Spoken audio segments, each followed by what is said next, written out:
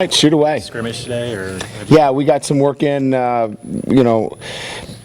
For us, we don't need a ton of work with our frontline guys. Most of the work today was tackle scrimmage with our young guys. So, got a great look. Some young linemen on both sides of the ball. Pretty exciting to watch them. The backs, quarterback. So, a lively. Scrimmage with our young guys. do you update any injuries you got? I know Tate Nichols is out there banged up. Ethan maybe. Yeah, Tate's got a dislocated kneecap, so he'll be immobilized for 2 weeks, and then we'll start the process. So, I think right now he's probably doubtful for the opener. So, 2 weeks immobilized, and we'll get him moving. See how he responds to that. It's probably usually about a month, to get you back from that position. Ethan Johnson. He was just ill this morning. We gave him the morning off. He wasn't feeling. Last night he had some headaches. We gave him a battery test. He's fine. He was a little light sensitive today, so we just kind of backed off a little. But he's fine. You came out of the spring really high on the Shembo-Spawn combination at the dog position. How, through a week of this, how have they progressed? Well, but I would say that Shembo's 1, Spawn's 2. It's still a competitive battle, but Prince has been really strong, and Danny had a lot of good things going, but Prince has been really a solid player for us in the past week. And you have Nicholas working there as well? Yeah, he's playing, and he's a guy that can play both the cat and the dog. His ability to play in space is pretty unique. Extraordinary. Pretty I unique, think whatever adjective that you would use, you would throw one on that kid. His nickname is Hercules. He's a pretty special kid. I'm sorry. Let me just finish with him. Yeah. He's on a bunch of the special teams. Is he a realistic prospect to play some defense? Oh, we're gonna play between, I'd say, a minimum of 6, as many as 10 freshmen this year. Coach, a week into this, where do you stand on the QB Derby? Very, very competitive between Dane and Tommy. Too close to call at this point, which is what we kind of thought. We need that second week. They both have done very good things. Right now, I'd say they're neck and neck. Today, Tommy got a lot of the first team reps. Dane's been getting most of the first team reps, so we wanted to be able to give a balanced evaluation. Where your second unit is around Tommy more than Dane, it could obviously impact your decision. So Tommy got a lot of those today, so it's still a battle between those two. Not that Everett and Andrew haven't made progress, they just haven't got as much work, because you can't get all 4 of them the same amount of reps.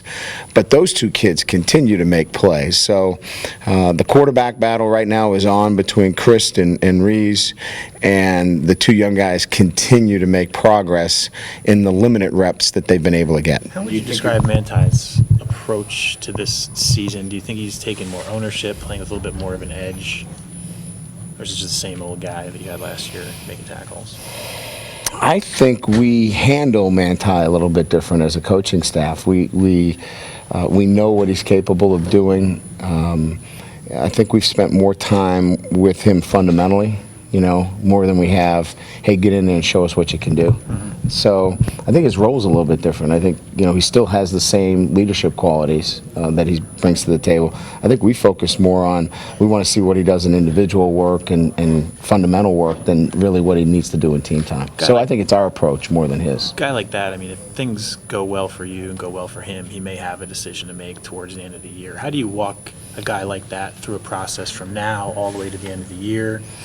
We really don't spend much time thinking about it, but I don't know. I think you probably just look at the inside linebackers and where they've been drafted over the past 5 years. They're not number 1 draft picks normally. So Manti didn't come here to go to the NFL. He could have went on a Mormon mission. So he came here to be at Notre Dame. So we really don't spend much time thinking about it. Brian, what kind of camp are you getting out of Riddick and Wood, and where are they better than maybe in the spring? Theo just comfort. He knows the offense. He knows where he fits, within the offensive structure. He, he's an extraordinary athlete. So I think we know what he can do. He was feeling his way through it last year. He was learning a totally new position. So you just see his comfort level. So it's confidence for Theo Riddick.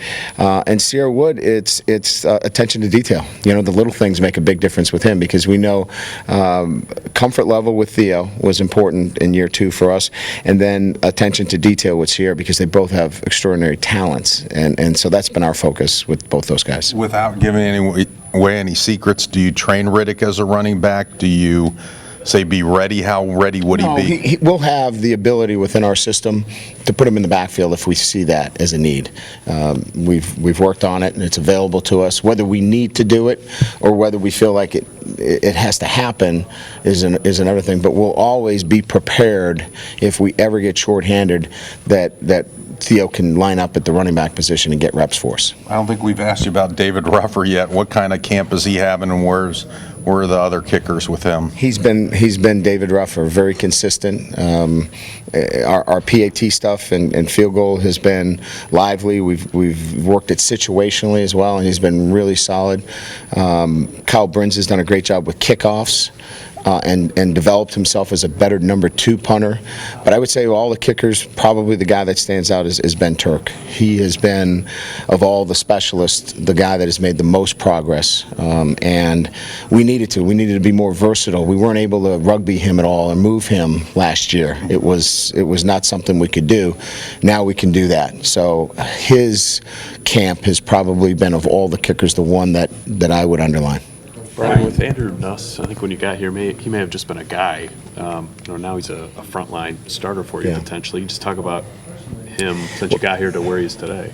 Well, first of all, we let him battle for the guard position. You know, we didn't want to immediately say, okay, you're our utility guy. You can help us everywhere, because you don't give a kid a fair shot to earn a starting position if you do that. So he's really had a great battle with Watt, and both of those guys will play. But he also, as a team player, has to be able to play some tackle for us, because he has that versatility. And if we don't play him at tackle, our next guy in is a freshman. So he's been both a guy that we wanted to take care of and give him a chance at guard, but he also, as a team player, he's got to play a little bit of tackle. So very, very valuable player for us. You mentioned the 6 to 10 freshmen potentially. What is kind of your philosophy on playing freshmen only on special teams? Is it worth it?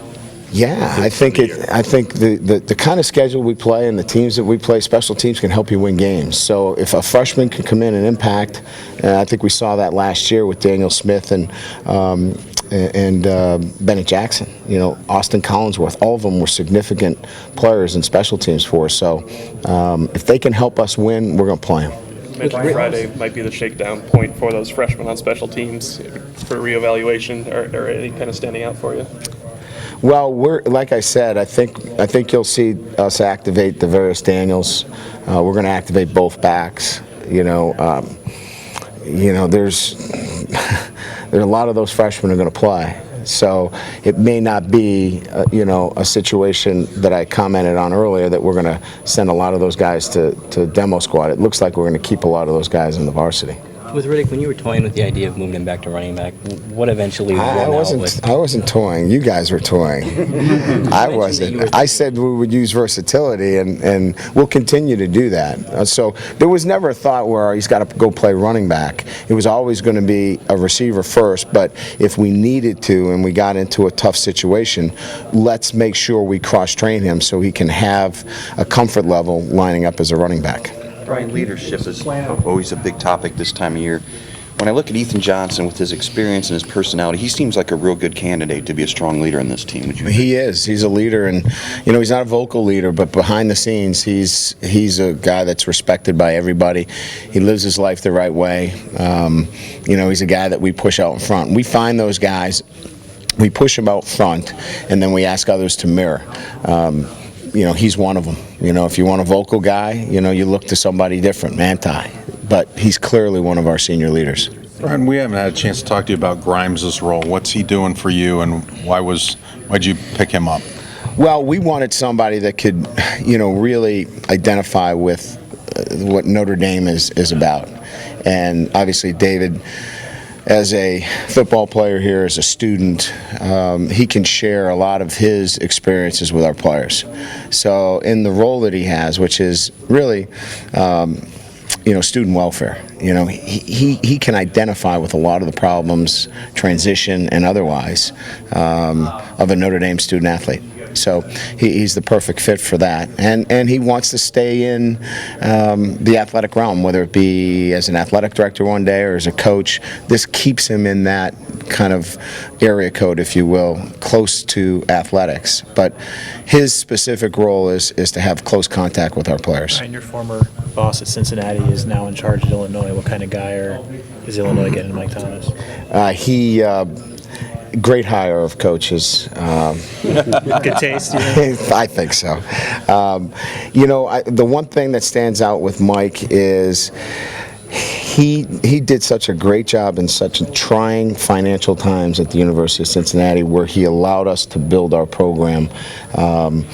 It just seemed like he did a lot of the running interference, if you will, for the head coach. I knew he had to tackle a lot of issues, and he allowed me to do my job. I think he's a great hire for Illinois.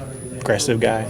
Oh, he's going to demand excellence. Even at Cincinnati, the first thing he said after he hired me, he said, "You need to win a Big East championship within 5 years." Now, of course, I said, "We'll do it in 3." But he has that kind of mindset. At Cincinnati, he was demanding championships at Cincinnati. So the bar will be high when it comes to Mike Thomas in terms of expectations. Right. Obviously, you didn't coach with Corwin here, but obviously yesterday, a very sad day for everybody. Just your thoughts on behalf of the Notre Dame family? Yeah, sad day, and our thoughts and prayers are with his family. I didn't know Corwin, but if it was somebody that was just not a name that we knew, I'd feel the same way.